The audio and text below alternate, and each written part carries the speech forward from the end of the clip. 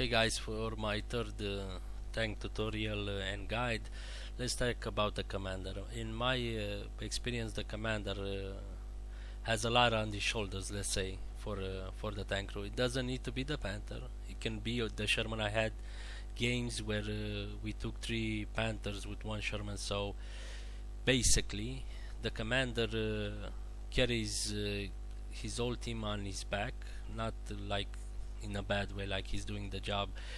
He has responsibility to keep himself and the other 2 members and the tank alive. So his job is important, and always has to be aware that he has the other 2 guys lives in the hands. I'm not going dramatically here, but what I'm trying to say is he always have to be aware on the battlefield. So let's go inside the tank, and I'll explain the best as if I can. So the tank commander is F3, and basically this is the normal. You zoom in with the mouse wheel and you get this. So basically this is the peripheral view that I think you should stay when the tank moves.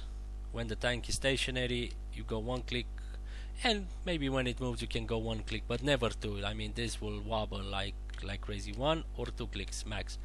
So the importance of the tank commander. I had discussions with people who said, "Oh, we need just the driver and the gunner, and we'll be fine." No, I mean, maybe in a Panther you get 1 or 2 kill, but you will get destroyed. In the Sherman, you cannot take a Sherman to fight a Panther like 10 yards or 100 yards, wherever you like to say, or 100 meters against the Panther. The Panther will always win. So you need a guy to spot, especially when you're in a Sherman. Sherman are good tanks, but they're really fragile. So in any case, the importance is this: 360 view and the battlefield.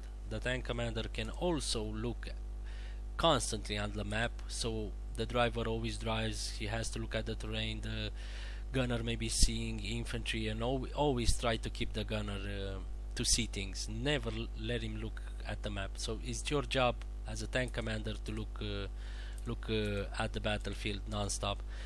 So basically you need to talk. If an operation lasts, at first lasts 2 hours, now it lasts 130 seconds, 1 hour and 30 seconds, 30 minutes, my bad. You need to give orders. Let's say you're moving out and you reach Foy, like here. You tell the driver to go first and second gear. Why? Because you need to see. If you go third gear, the scope will begin to wobble, and you're not sure what you see. You're not sure if you see a tank or a haystack, or I don't know, a wooden object that the tank will hit. So basically you have to give commands to the gunner, to the driver, everything. Let's say there's a tank at south. You need to stop and say, south, place the front of the tank or the armor. I prefer to say the armor, the front of the tank or the armor at south. Gunner, load armor piercing or AP. Look, he's there in the fog. The gunner says, "Oh, I cannot see him, he's too far away. Just trust me, I can see him." Let's say that bush is a tank. You cannot see that, but let's just say you can. Just put around that 178. There's a tank there. Just put it, trust me. He will put it and the tank will explode. So basically all you have to do is spot. I don't know, it may not be as fun playing as tank commander because you don't get kills or anything, but you have to keep in mind that you are a crew of 3, so the driver may get kills, but as tank commander, trust me, you will never get anything. So if you're going to play for kills, you shouldn't play as tank commander. But the tank commander has the most big responsibility of a tank, and he will keep the tank alive in most encounters. And you have to constantly talk and give orders. I mean, even if it's go to the left, go to the right, you're gonna hit a house, you're gonna hit a tree, put it in reverse, up, there's infantry in the back or the left or the right. Oh, the the front is shifting to the left, you have no infantry to the left, watch that road. So watch west, there may be infantry, look, scour the trees, everything, constant talk. The gunner and the driver will tell you, whoa, there's a Sherman in front, go. Oh, I'm looking west, let me look there, I'm looking. Oh, there's the Sherman, let's say that tree is the Sherman. You'll talk immediately to the gunner, you talk to the driver, put it in reverse, put the armor 110, keep it steady, move. The gunner will tell you, I cannot shoot. Doesn't worry, just shoot and trying to get out. If there's one or two Shermans, I'm exaggerating, it's one Sherman, you can kill it probably immediately, but if there are two or three, so basically what I'm trying to say is always communicate with your two crew. You cannot make decision without them, even if it's, let's say this is the front line, and you say, oh, let's hunt some tanks and infantry that and you're solo, you have nothing. Either you go and the other crew will say, come on, he guide us, let's go. No, all three of you must take the command to go, because if you take one command and, I don't know, mess it up, let's just say the two guys are not your friends, maybe you lose the crew that you were trying to achieve and work hard on your match. You never know who you're gonna get as a crew if you don't have friends. So basically what I'm trying to say is every order the tank commander gives, that's important to go behind enemy lines, not spotting and shooting and everything else. It should be a 3 vote of the tank. You're all part of the same tank, you're all part of the same mission. So basically the important thing to move behind cover and into enemy territory, it should be all 3 voted. Okay, the next thing I want to talk about, and I hope the developers will fix this, is the command chat. I mean, X is for command chat, C is for squad chat, and V is for local. Okay, so command chat is, oh my god, is the worst thing you'll ever encounter. I mean, if the developer of the game will put a volume to set command, squad and local chat, will be perfect, because most of the time the squad cannot hear you, even if you press C and let's just say you're on command or C or move, they will not hear you because command is so loud. We're losing the game, the objective is taking over, move that infantry there, move that. Will get you so much distracted that you won't be able to focus on the map. So a good tank commander will focus on the map, even if he doesn't have command. I'm not playing as tank commander when I'm playing a tank.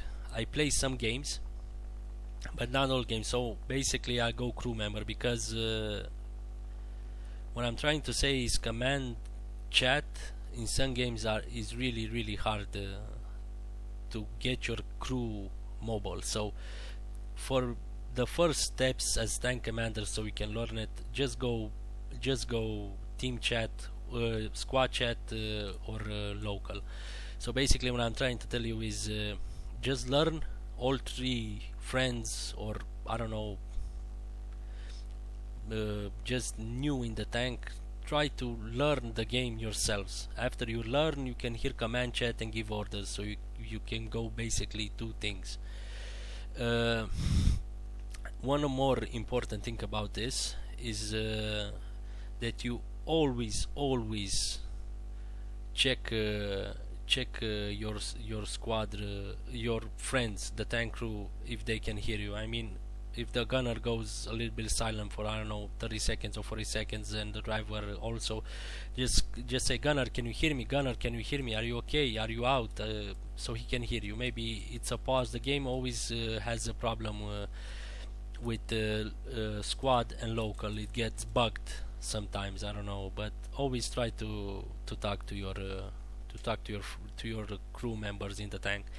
Another thing I want to talk about is shooting the enemy from far away. Okay, so basically you see, I don't know, a Sherman. No, let's reverse. Let's say you're in a Sherman now, and you see a Panther there by the pole. So he's like, I don't know, 200 meters away. He doesn't see you. You know you're not gonna kill him with one shot. So basically, the first thing you should do is shoot the transmission, shoot the wheels, because if you shoot the wheels and damage the wheels, he will not escape that fast.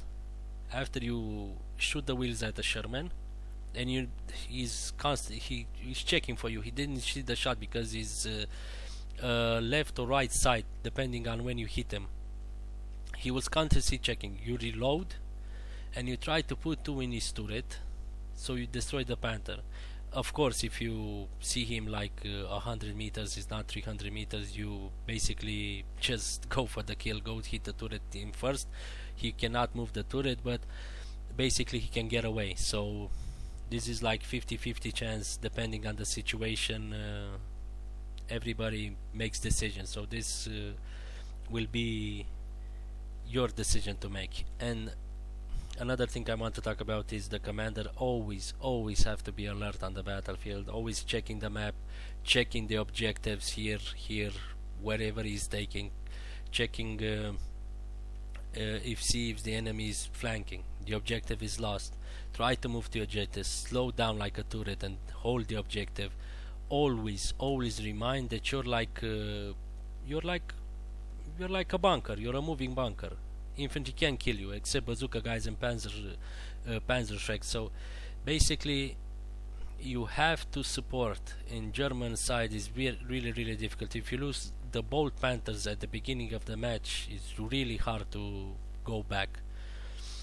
Another thing I want to talk about is let's just say you're securing an objective. You're securing an objective at Foy. You got him. So a lot of infantry is moving to dugout barn. Let's capture this. Okay, so you have a tank moving, let's say, the right side of the map, a lot of infantry moving there, but you got Foy not cover. You have one infantry here and your tank is here. Let's just say you have middle of dugout barn like this, and Foy is beginning to lose. He's beginning to taking over. The infantry squad is dead. There is no more. And your tank is here. You need to get the tank behind the objective and suppress fire here before an infantry squadron, even if it's base, even if it has a garrison here or there, can go and secure the objective. So basically, as a tank, the infantry is getting this objective, you need to secure this. If infantry gets this objective, you move down here and let the infantry capture this objective. Never ever go into tree lines, hedgerows, or my god, in Hudrin forest, go to the forest. So never go for the fighting objective unless you have secured the last. So if these two tanks, one should go and fight in the middle, one should protect it from the back. So that's securing the objectives and trying to hold the map, because the infantry will get carried away. They want to go, let's support, let's win the objective, but they do not think about the secondary objective. I mean, it's really important for the tank to secure to maintain the last objective. Another thing is very common is to have infantry with your tank. So never push up anywhere on the map. And let's just say you're here at Foy. You're in this forest, in this circle here. You have infantry on the right, infantry on the left. Okay, that's a good scenario. Here and here infantry. But let's say you're here in the tank and you have only infantry here. No infantry cover, only here. And another tank, let's just say here. You're exposed here. You have no infantry coming up, no infantry here, absolutely open field. So even if there's Shermans or infantry crossing the roads, you will get destroyed immediately. So what you need to do, if you don't have infantry, you don't need to, let's just say, seek these guys out. Try to get a good advantage, not a real one. Move behind something, behind cover, in the forest, but always on your lines, never on their lines, because if you're on their lines, you don't know if, let's just say you're here, an enemy garrison is here, an enemy garrison is there, you kill one guy, you need to kill one infantry guy here. Oh, there's a tank near Dugo Barn, command says, the enemy command.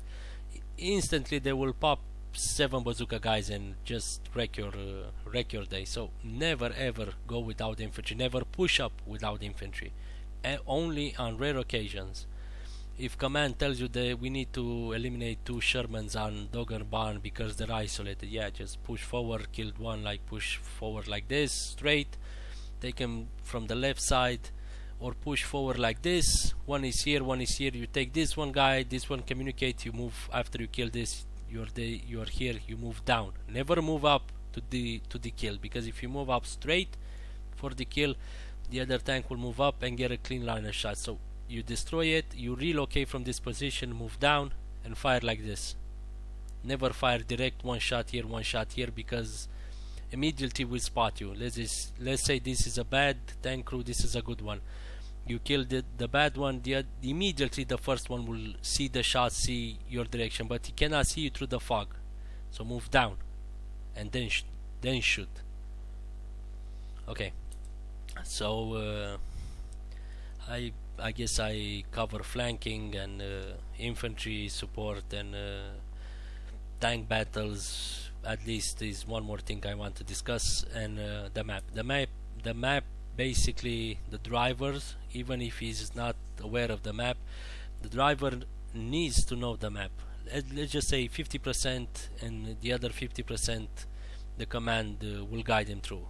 Foy and Saint Marie du Mans, it's really good, but if you're going to play Hardingen Forest, it's a nightmare. So there the commander needs to talk to the driver constantly, go left, go right, careful there's a tank trap here, careful there's a log.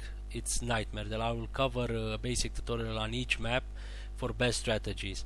Okay, so I guess I have another guy. He's taking command. I hope he doesn't get in the chat. So tank battles in the Panther, a tank commander basically can win a tank battle almost instantly. Only there are 2 or 3 Shermans. If you are 3 Shermans, I suggest you retreat and fire. Never go full on, because you will get destroyed. At 2 Shermans, I think you should take your chances. So as a Sherman side, just fire at the Panther as long as you can. If there are 2 Panthers, that you shouldn't engage.